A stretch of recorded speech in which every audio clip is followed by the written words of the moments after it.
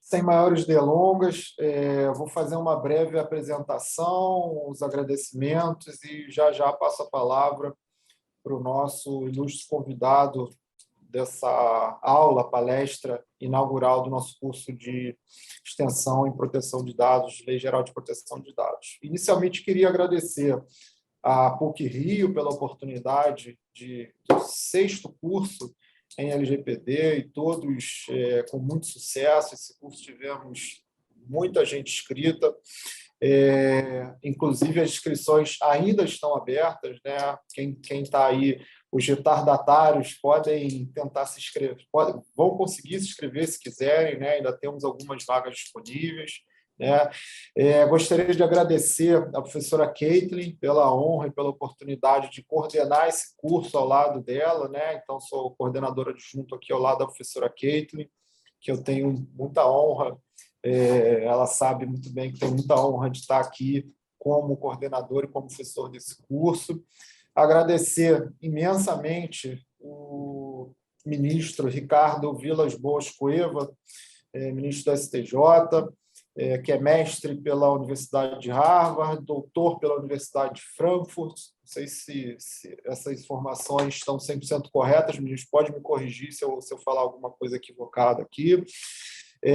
Enfim, ministro do STJ, um profundo conhecedor do tema. O ministro Cueva tem diversas publicações de grande profundidade, grande densidade acadêmica sobre proteção de dados e privacidade. Inclusive, o ministro Cueva recentemente coordenou, ao lado da professora Ana Frazão, um livro de compliance e proteção de dados, no qual eu e a professora Caitlin tivemos a honra de publicar um artigo, né, dentre vários outros professores e professoras, autores e autoras que lá têm os seus artigos publicados. Enfim, a gente está muito feliz e muito tranquilo da presença aqui do ministro, que a gente tem certeza que o ministro Cueva vai fazer uma brilhante exposição, cujo tema hoje é Lei Geral de Proteção de Dados, o tema proteção de dados e privacidade, perspectivas, desafios, né? Questões que nos angustiam. E antes de finalizar e passar a palavra aqui para o ministro, que vai iniciar a sua fala, eu só queria destacar 2 pontos que são relevantes, acho, para a gente contextualizar o tema. O primeiro deles é a recente emenda constitucional 115, né, fruto da PEC 17, que agora nós temos a proteção de dados como direito fundamental, lá no artigo 5º da Constituição. E também gostaria de destacar que na próxima jornada de direito civil, né, nós teremos um painel, né, exclusivamente sobre direito digital, direito de tecnologia, e o ministro já nos adiantou aqui, antes de iniciar a sua fala, que bateu recorde de sugestões, de enunciados. A professora Caitlin enviou enunciados, eu enviei enunciados, muita gente que eu estou vendo que estão aqui nos assistindo também enviaram enunciados. Então, a gente tem certeza que esse tema está na ordem do dia, e o ministro Cueva, também como um dos coordenadores acadêmicos dessa jornada, dessa próxima jornada lá no STJ, certamente vai conduzir os trabalhos com brilhantismo. Então, sem maiores delongas, passo a palavra para o ministro Cueva. Mais uma vez, muito obrigado. Antes de passar a palavra para o ministro Cueva, passar a palavra, evidentemente, para a professora Caitlin também, que vai fazer os agradecimentos, perdão, e depois a gente passa a palavra para o ministro Cueva. Desculpe. Caitlin, está com você. Obrigado. Obrigada, Rodrigo. Rapidamente, eu queria só agradecer ao ministro Cueva pela oportunidade de escutá-lo hoje, num assunto que é de seu conhecimento, obviamente amplíssimo. Todos nós reconhecemos a importância do ministro Cueva no desenvolvimento do estudo sobre proteção de dados no Brasil, proteção de dados pessoais no Brasil, e eu vou simplesmente agradecer enormemente a oportunidade de ouvi-lo na noite de hoje. Obrigada, Rodrigo.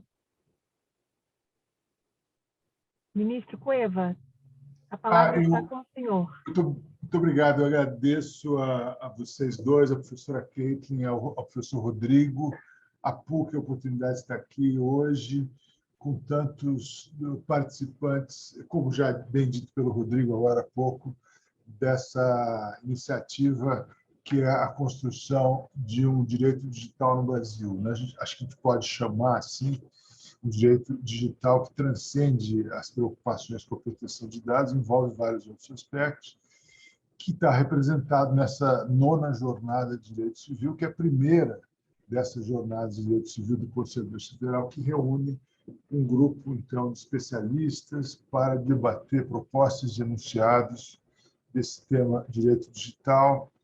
Como dito agora há pouco, o prazo foi encerrado ontem e somos o grupo, a comissão com o maior número de propostas e enunciados, o que é uma notícia muito alvissareira de que o tema desperta um interesse muito grande e que realmente se encontra à beira de desenvolvimentos muito significativos, né? Na área específica de proteção de dados pessoais, a gente tem notícias muito boas que têm acontecido recentemente de maneira até certo ponto imprevisível em vista do desenvolvimento longo que esse direito de proteção de dados pessoais vem tendo no Brasil, né? A mais recente, o professor Rodrigo também já mencionou, é a Emenda Constitucional número 115, de 10 de fevereiro de 2022, que foi promulgada no dia 10 de fevereiro. Eu estive lá no Senado, no ato de promulgação.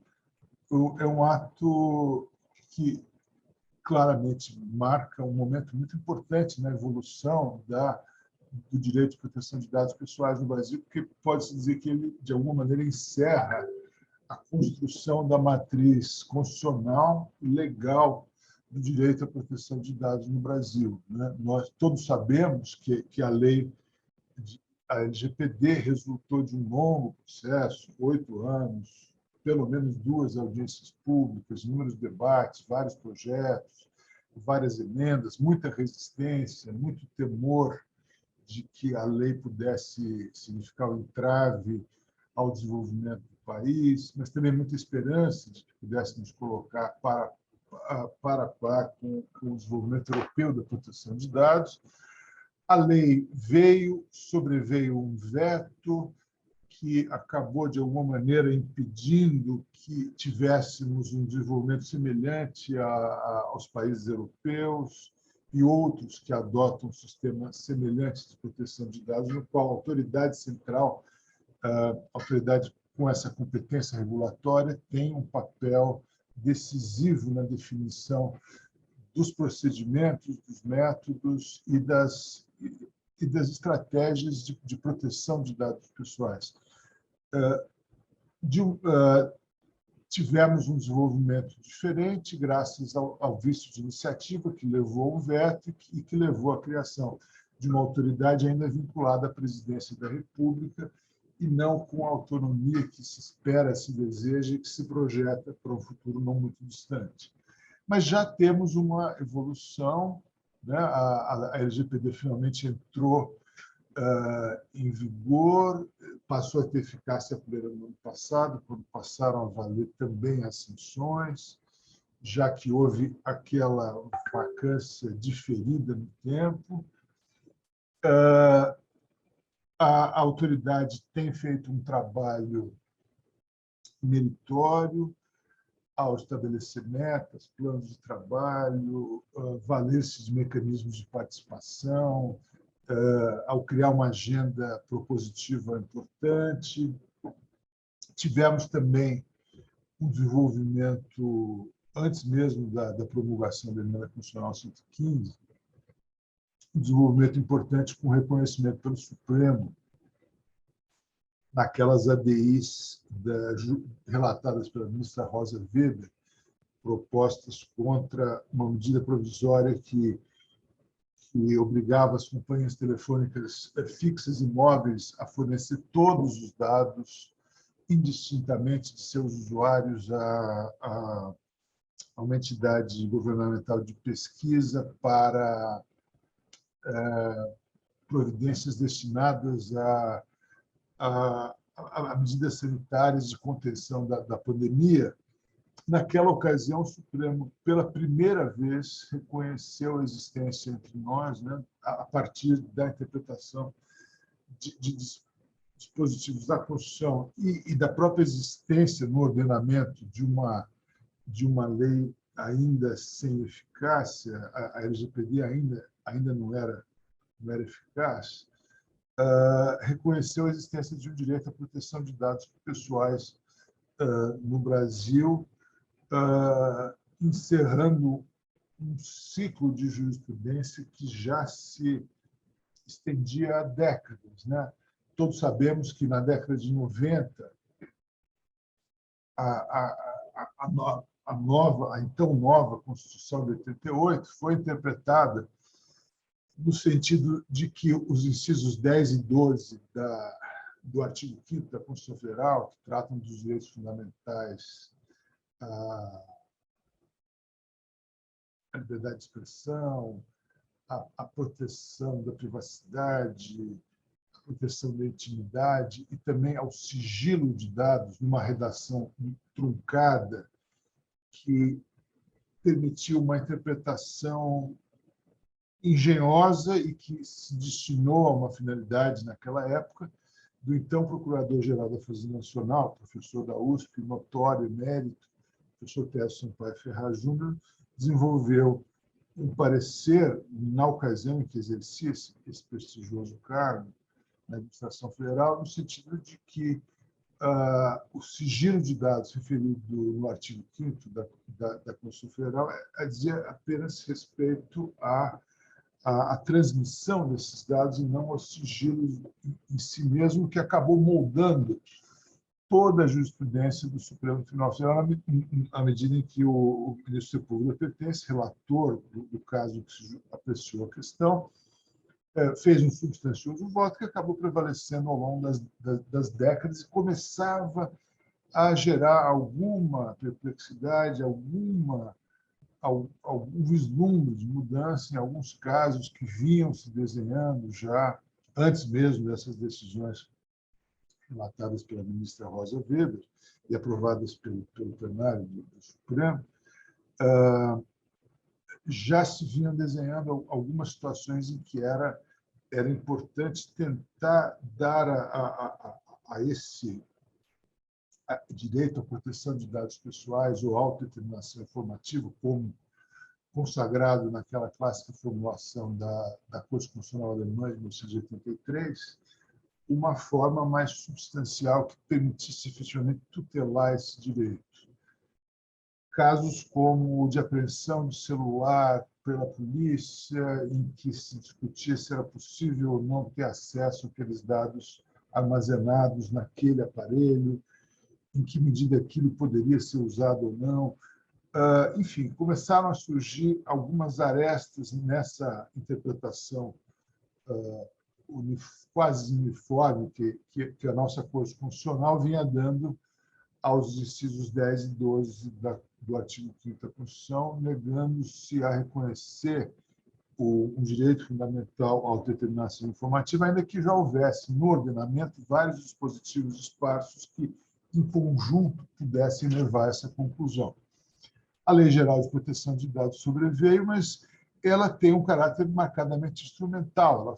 Ela foi inspirada diretamente no Regulamento Geral de Proteção de Dados da União Europeia, que deu uma nova feição à proteção de dados na União Europeia e que modernizou aquela diretiva de 1995, que desde então era o parâmetro para aferir se havia ou não um sistema de proteção de dados adequado.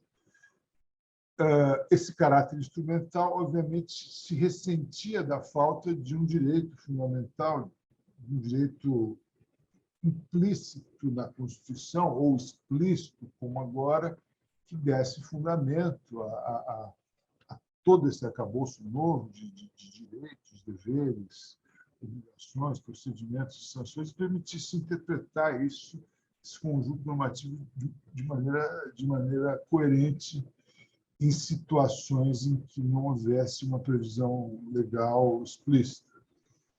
Com aquele reconhecimento do Supremo, isso começou a se vislumbrar. Já havia, na ocasião, uma PEC que avançava, mas não havia certeza quanto à sua promulgação. A PEC, no fim, acabou avançando e foi melhor do que originalmente se previa, porque a Emenda Constitucional 115 acabou incluindo lá no artigo 5º o inciso 79, né, que assegura o direito à proteção de dados pessoais, inclusive nos meios digitais, o que é uma redação interessante, porque, obviamente, hoje em dia pensa-se sobretudo nos meios digitais, na verdade, fala inclusive nos meios digitais, querendo, talvez, adotar um pouco da técnica do legislador constitucional português, que já, na década de 70, previu a proteção de dados, mas a partir dos meios analógicos, não digitais. Enfim,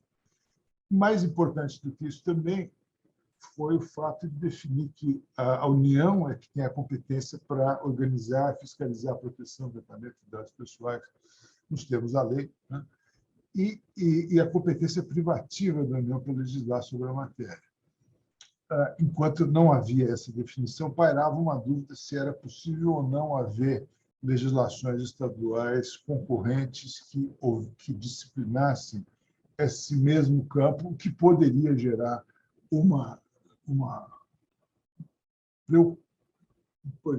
muito preocupante insegurança jurídica quanto à definição do alcance das normas de proteção de dados pessoais. Com essa finalização do arcabouço jurídico da proteção de dados pessoais no Brasil, acho que agora é o momento, finalmente, de olharmos para a regulação na prática da proteção de dados pessoais no Brasil. A gente dizia que, bom, temos uma deficiência, não temos um modelo ideal, não temos autonomia da autoridade administrativa, da autoridade central que vai regular essa questão. Idealmente, no modelo europeu, ela deveria ser o equivalente de uma autarquia, com autonomia orçamentária, financeira, decisória, não se sujeitando a recursos hierárquicos de espécie alguma e tendo um processo administrativo sancionador capaz de efetivamente apurar a existência ou não de infrações à LGPD e aplicar sanções, que são muito severas, de maneira consistente, previsível e que tivessem, portanto, resultados palpáveis, né? Não temos ainda esse quadro ideal, talvez consigamos atingir isso no futuro não muito distante, mas o que já se tem hoje permite ter esperança quanto ao desenvolvimento desse importante campo da regulação, né? Sem a qual nós não teríamos uma gramática, por assim dizer, uma linguagem para lidar com as questões cada vez mais complexas com as quais nos defrontamos no mundo digital, né? Uma delas é, sem dúvida, o desenvolvimento da inteligência artificial, que vai exigir um cuidado redobrado com,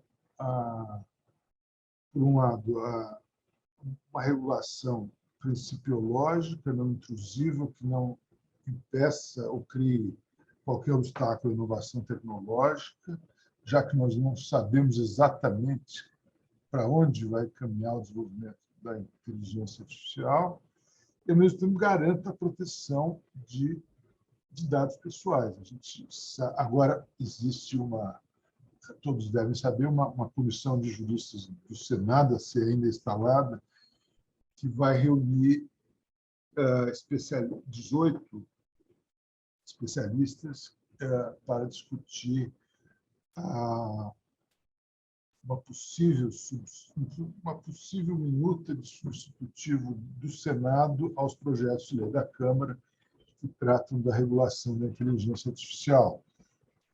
Regulação da inteligência artificial é um tema que já a própria suscitação da palavra regulação em conjunto com inteligência artificial já desperta críticas fundadas ou não, sobre a própria necessidade, conveniência, oportunidade de uma regulação, nesse momento ainda tão incipiente, sobretudo de uma regulação que se pretende globalizante.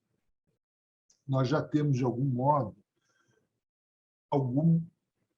alguma regulação parcial de alguns aspectos da inteligência artificial, muito disso feito por mecanismos de soft law, nem sempre se trata de uma lei cogente. Nós temos, por exemplo, diretrizes éticas sobre inteligência artificial que reforçam muito a importância de neutralidade, de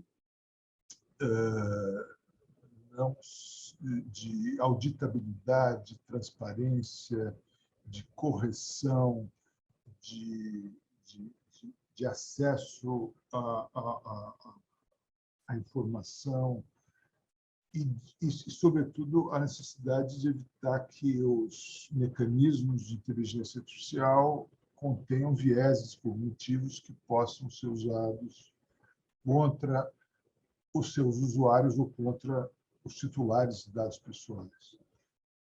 Esse é um enorme desafio. Já existem, como dito, normas de soft law, diretrizes que começam a discutir isso, sem um caráter cogente.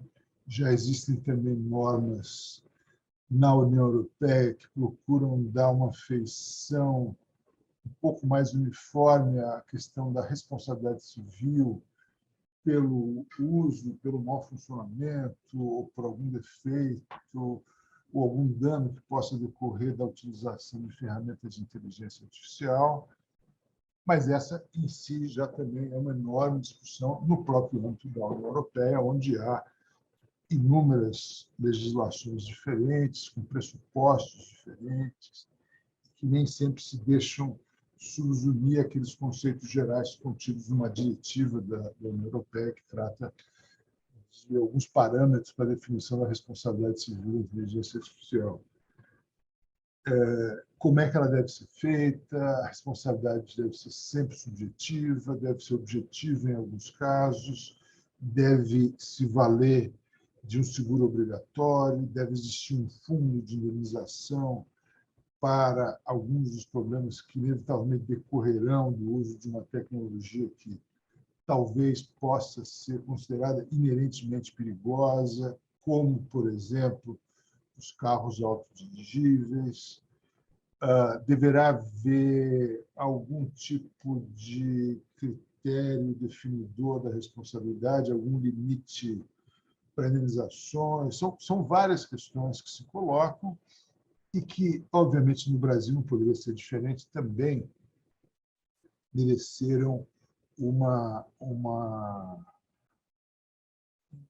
análise em alguns dos projetos de lei aprovados na Câmara, que levou a críticas, sobretudo de civilistas. Houve um manifesto todos devem estar cientes aqui, um manifesto de civilistas, assim que aprovado o projeto de lei 2020 da Câmara dos Deputados, quanto à questão da responsabilidade civil, porque se entendeu que ali havia uma interpretação errônea do ordenamento, levando a uma simplificação de um sistema que é bastante complexo e que comporta soluções diferentes de acordo com o enquadramento que se dê da situação. Temos um regime no CDC, um regime no Código Civil. Temos algumas dificuldades que deveriam ser levadas em conta e que não poderiam ser definidas de antemão, sob pena de engessarmos a maneira como será definida a responsabilidade civil no uso da inteligência artificial.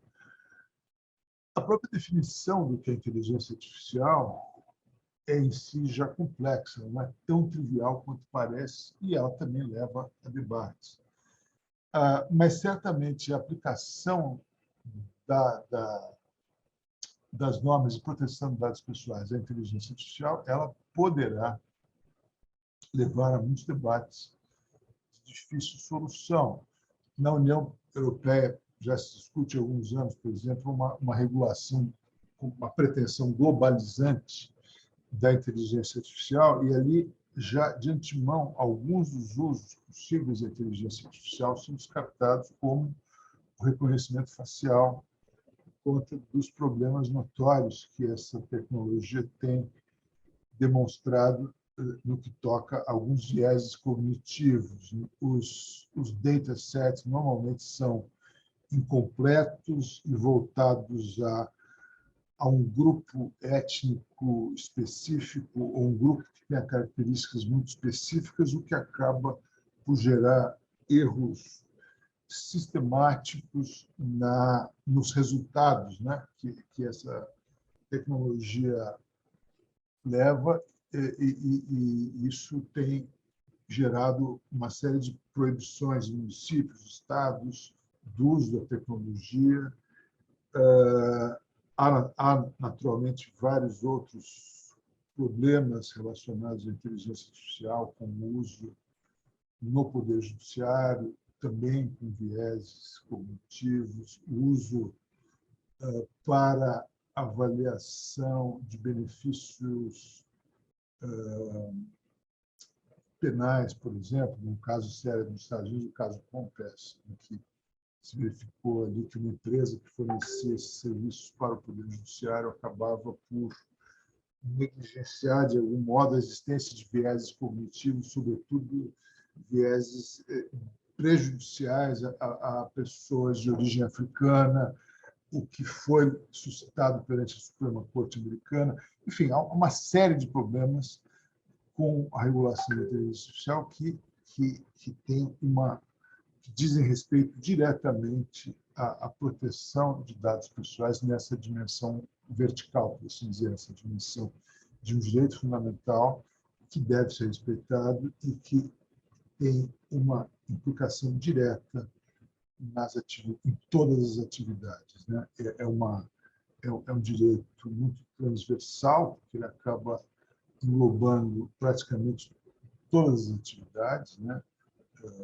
Tudo que desde as nossas atividades cotidianas, como as nossas interações com câmeras de vigilância, com catracas, com o próprio uso aqui dessa plataforma Zoom, muitas vezes exige um cadastro prévio com informações que sabe lá como serão armazenadas, e uma série praticamente toda a nossa atividade cotidiana ela esbarra em alguma questão de proteção de dados. Profissionais liberais, lojas, os famosos cadastros que a gente é convidado ou intimado a fazer para ter acesso a certos serviços. Tudo isso, obviamente, tem essa dimensão de proteção de dados pessoais que precisa urgentemente de uma definição mais clara do alcance e do que deve ser feito, né? A autoridade central reguladora, né? A MPD, ela obviamente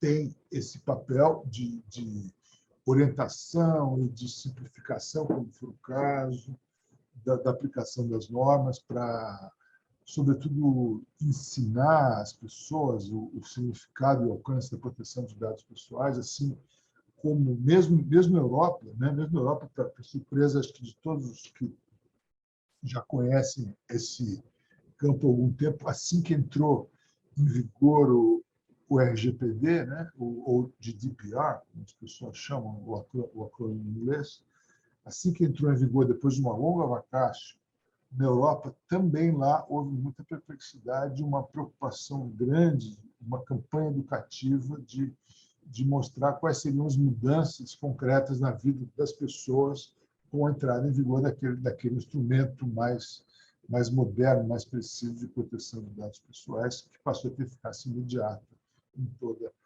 União Europeia. Aqui também não deveria ser diferente. É claro que, para isso, obviamente, a autoridade ela vai ter que ter mais recursos e mais condições de se aparelhar e desempenhar esse papel. Ela na verdade, há pessoas muito qualificadas que lá trabalham, têm feito um trabalho importante já de de exploração, desenvolvimento de uma agenda propositiva, mas isso, obviamente, em um país da dimensão do Brasil, com a complexidade que tem o Brasil, ainda tem. Um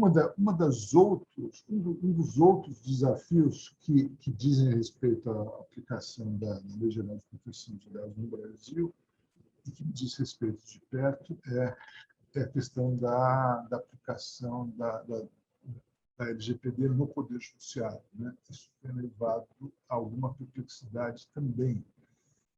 E não só aqui, acho que é possível dizer que que no mundo, mesmo na União Europeia, há muita perplexidade quanto a isso. A gente, visitando alguns tribunais, ou falando com alguns juízes de alguns tribunais, tem essa visão com mais clareza. Na Inglaterra, por exemplo, o equivalente do STJ deles tem uma política de proteção de dados, Privacy Notice, que é bem mais, por assim dizer, tolerante em relação à proteção de dados pessoais do que nos países do continente europeu. Poder-se-ia dizer, claro, bom, mas a Inglaterra não é mais parte da União Europeia. Não é, mas continua vinculada ao RGPD, ao GDPR, né? É possível imaginar que no futuro haverá ali um desacoplamento, né, da evolução normativa do GDPR no continente e na Inglaterra, mas, por enquanto, eles continuam se aplicando indistintamente. E lá, a visão é de que é preciso haver uma separação nítida entre a atividade administrativa do Poder Judiciário, a qual incide, então, plenamente todo o conteúdo normativo da proteção de dados pessoais, daquela outra atividade, a atividade fim do Poder Judiciário, que é a prestação jurisdicional, e nessa, por definição, dizem eles, a publicidade. A publicidade é a regra, a opacidade, por assim dizer, é a exceção, né? Então, há, sim, um órgão destinado, dentro do Poder Judiciário inglês, um órgão destinado ao processamento das reclamações relativas à proteção de dados pessoais. Há também um órgão encarregado da garantia da transparência, da publicidade dos atos processuais. E há uma tentativa de tratar isso com uma certa leveza. Outra é a abordagem, por exemplo, na França, na Espanha. Na França já há uma preocupação muito grande com a anonimização das decisões, dos nomes das partes. E também há uma lei francesa, que foi até levada ao Conselho Constitucional francês, que trata da anonimização do nome dos magistrados e de alguns, para evitar nem tanto que haja um uso indevido das pessoas, mas que haja um fórum shopping, que haja um uso indevido daquela informação para o tratamento para a previsibilidade das decisões de acordo com o órgão jurisdicional que a profere. Na Espanha, há um cuidado muito grande com o mapeamento de todas as situações em que há tratamento de dados no Poder Judiciário e há uma procura de categorização maior das atividades de risco inerentes ao Poder Judiciário. Isso, de algum modo, foi o que se procurou, quer dizer, foi uma das fontes de inspiração para um grupo de trabalho constituído ainda na presidência do ministro Toffoli, no Supremo, no CNJ, um grupo de trabalho destinado a estudar a incidência da LGPD no Poder Judiciário. Ali, com base nesses estudos de direito comparado, também uma percepção de que deveríamos ter uma visão independente da aplicação da LGPD ao judiciário, que poderia ser feito eventualmente pela autoridade de proteção de dados pessoais. Foi desenvolvida uma resolução 73 que procura definir alguns parâmetros, obviamente observada a autonomia dos tribunais, que poderão e já tem feito, né, desenvolver as próprias normas para proteção de dados pessoais no seu funcionamento regular. Partir do suposto de que tanto a nossa lei, tanto a LGPD como a RGPD, fazem menções muito esparsas a possibilidade de incidência dessas normas de proteção de dados à atividade jurisdicional, exatamente porque essa atividade é uma atividade peculiaríssima que depende de autonomia, isenção, imparcialidade e que não pode se submeter a algumas das condições que normalmente são exigíveis de quem trate dados em caráter ordinário, por assim dizer. Por outro lado, a publicidade é a regra do processo, né? O processo, por definição, é público, a não ser naqueles casos excepcionais. Então, naturalmente, procurou-se ali dar corpo a isso, procurando definir alguns dos eixos centrais na LGPD, né? O caráter geral, o caráter único da LGPD, que procura englobar ali aquelas situações todas que já eram, de algum modo, tratadas em leis esparsas. Definir com mais clareza as hipóteses de tratamento de dados, os princípios, as obrigações do agente de tratamento, aí entra o papel do encarregado, né? Como definir esse encarregado no âmbito do Poder Judiciário, quem deve ser encarregado, deve ser uma pessoa única, como é em alguns países, que funciona em regime de rotação, deve ser um órgão colegiado, deve ser um órgão de caráter permanente, como se dão as responsabilidades civis e administrativas. E, para isso, obviamente, alguns parâmetros foram definidos. Primeiro, um plano de ação que trate de comunicação sobre direitos e deveres dos titulares de dados, como esses dados são organizados, quais são os direitos do titular, como se dá a gestão do consentimento para o uso de dados pessoais, como são retidos os dados, como são feitas as cópias de segurança, como são ou devem ser revistos os contratos todos que são mantidos pelos tribunais. E uma questão central, que não se confunde com a proteção de dados, mas que é íncita, inerente a elas, que é o plano de respostas a incidentes de segurança. A gente tem visto isso com muita intensidade e frequência no Brasil, lamentavelmente, e não apenas aqui, no mundo inteiro, invasões, né, hackers de sistemas dos tribunais que, entre nós, são totalmente automatizados. No STJ houve uma invasão de grandes dimensões. Isso, obviamente, despertou, mais uma vez, a importância do debate desse tema.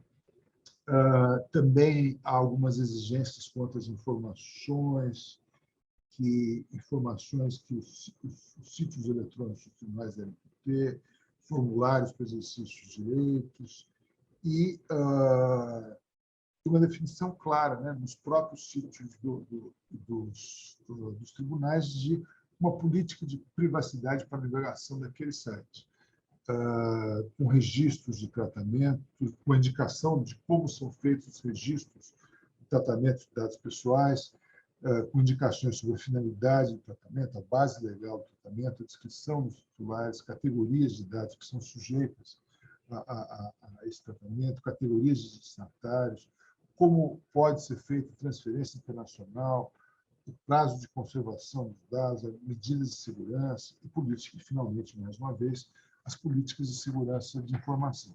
Mas, obviamente, isso não nos exime de uma discussão também muito difícil, que é a questão da publicidade do processo de proteção dos dados pessoais. Os dados são, por definição, públicos.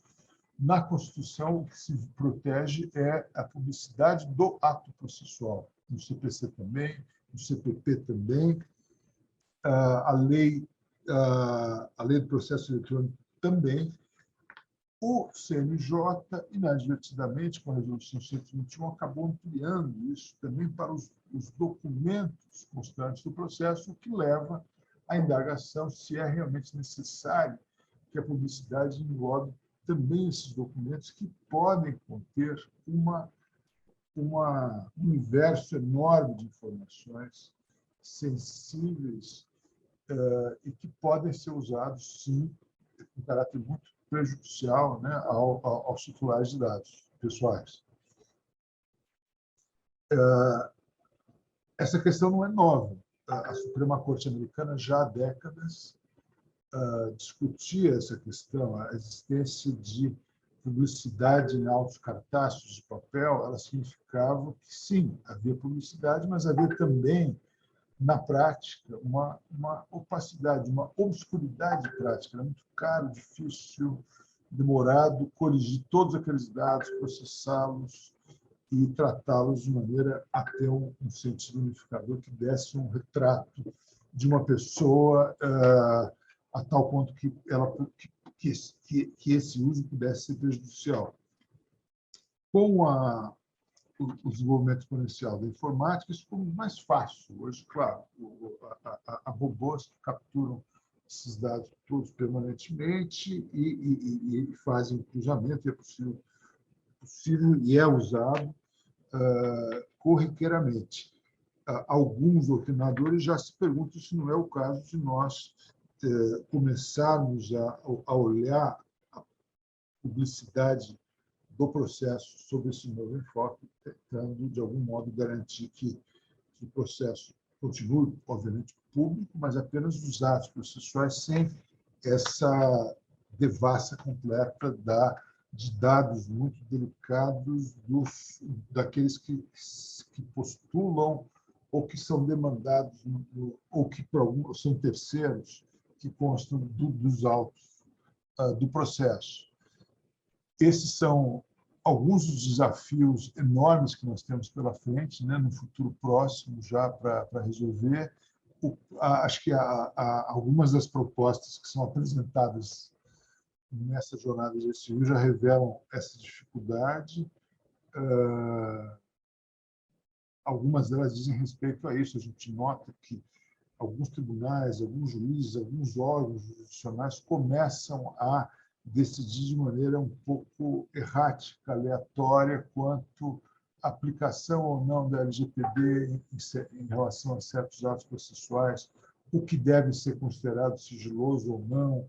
Em alguns casos, decreta-se indistintamente o sigilo, sem levar em conta que a regra, a matriz funcional, é sim a publicidade e não o sigilo, e que a proteção de dados pessoais não se confunde com o sigilo, que é outra coisa, mas que, enfim, são dificuldades que espero que, com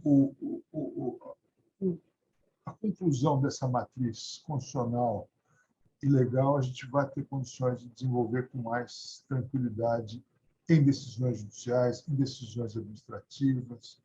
Acho que ontem ou anteontem foi publicada, talvez já tenham visto, uma decisão interpretativa da CGU, interpretando a questão dessa interpretação da lei e da LGPD, uma questão também que já faz as pessoas arregalarem os olhos. Mas será que pode a CGU dar essa interpretação vinculante? Ela vincula a quem exatamente? Não seria competência exclusiva da NPD fixar esse tipo de interpretação? Afinal de contas, a própria LGPD já tem regras claras quanto à incidência ou não da lei e da LGPD.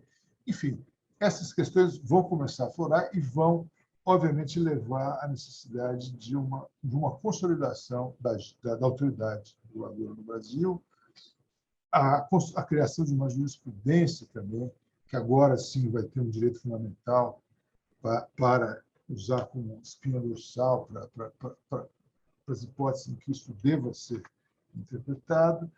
Então, teremos uma evolução muito interessante e tudo isso, claro, também passará pelo parlamento, a discussão sobre a regulação da inteligência artificial, os princípios aplicáveis à inteligência artificial, as regras de responsabilidade civil.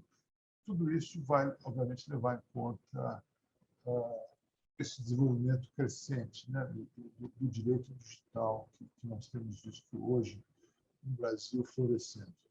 agradeço a todos pela atenção e pela paciência em me ouvir. Ministro, muito obrigado pela sua fala. Estou cheio de dúvidas e de inquietações aqui. Realmente o tema é muito desafiador, a gente tem muitos desafios pela frente. A sua fala demonstra como o tema está na ordem do dia, né? Como esse tema está sendo debatido, especialmente pela questão da inteligência artificial, uma vez que esses mecanismos de inteligência artificial, na maioria das vezes, se utilizam de dados pessoais, né, para alimentar suas bases de dados e para tomar, eventualmente, decisões automatizadas. A questão da responsabilidade civil na inteligência artificial e também a responsabilidade civil na LGPD, que existe um capítulo lá, existem artigos específicos para a responsabilidade civil na LGPD, e hoje a gente já sabe que tem uma grande divisão na doutrina, né, com relação a qual a tese vai prevalecer. Saiu recentemente uma decisão do Tribunal de Justiça de São Paulo, reformando uma decisão de primeira instância com relação a vazamento de dados pessoais e dano moral, e a gente tem certeza que essas questões em breve chegarão às cortes superiores, né? Esses casos difíceis, como se diz no direito civil, vão chegar ao STJ, ao STF, e posso dizer que a gente fica tranquilo em saber que existe um ministro numa corte superior em Brasília que domina o assunto, que estuda o assunto e que vai contribuir muito, né, para a interpretação, para dizer o direito nesses casos difíceis e, como o senhor muito bem colocou, precisam, né, de uma jurisprudência, precisam de precedentes, decisões, até para trazer mais segurança jurídica, que é algo que a gente tanto precisa hoje no Brasil. Então, agradeço muito a sua fala.